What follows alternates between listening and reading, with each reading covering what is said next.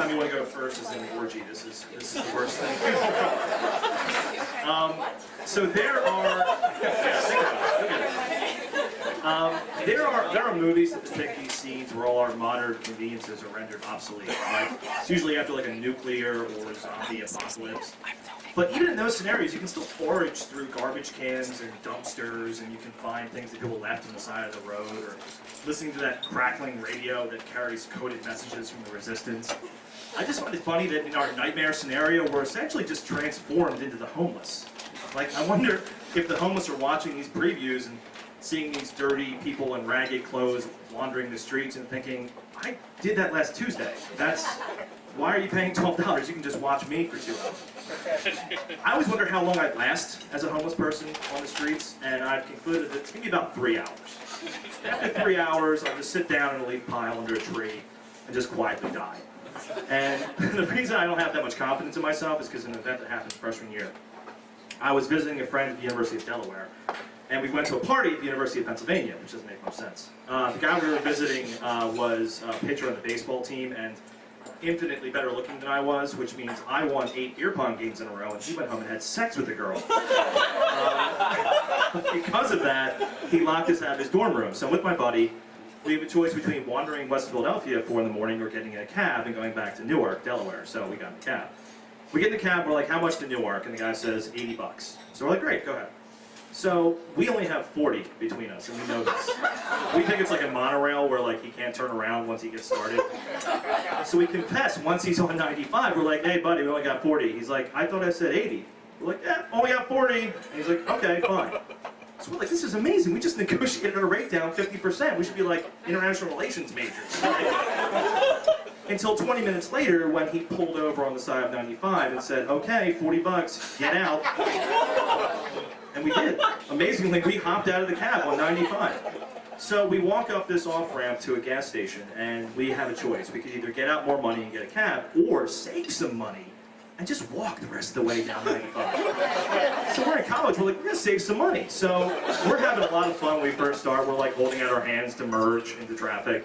And we're walking along the side. That stops when it starts to rain. And we played a game called Hug the Concrete Wall while you ponder your own mortality.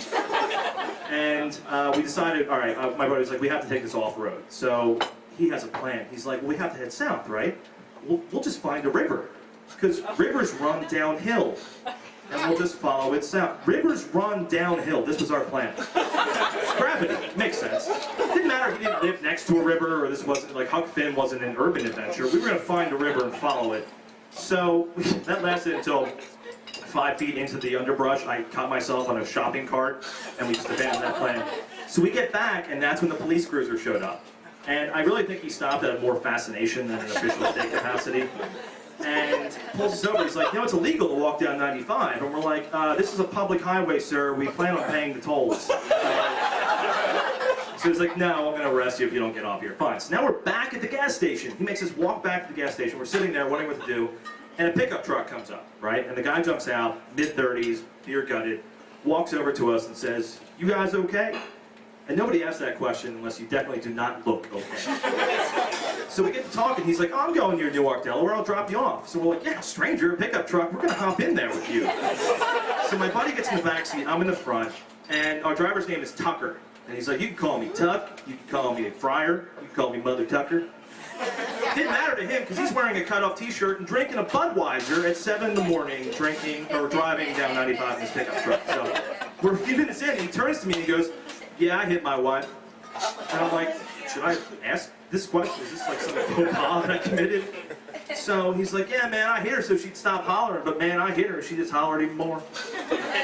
I look back, my buddy's like trying to grab the handle to get out of the car. And he's like, man, police showed up, said they gotta get out of the trailer. I said, I paid for this trailer, she ain't paid for shit, she ain't paid for a glass of water, her tits were on fire, you know what I mean? And I'm like, I do, sir. She's reticent to pay for a glass of water even though her breasts are inflamed. So he's like, can I drop you off somewhere? And we're like, anywhere's fine, just drop us off.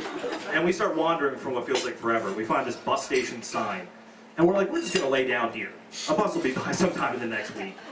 So I fall asleep. I wake up to a woman like literally kicking me in the ribs. And I get up and I can't find my friend anywhere. And I look up, he's sitting in a bus. looking down at me. And I get on the bus, I'm like, "What, are you just gonna leave me there?" He's like, "You look so comfortable. I think we start a new life in whatever this town is, and I come visit you." So the bus gets back to Newark, Delaware at 10 a.m. This was 6 hours after we left Philadelphia, which was 45 minutes away. And you know, that was 12 years ago, and to this day, whenever I see a homeless person, I think about that story, and I give them some change, and I wish them good luck out there on the road. Thanks.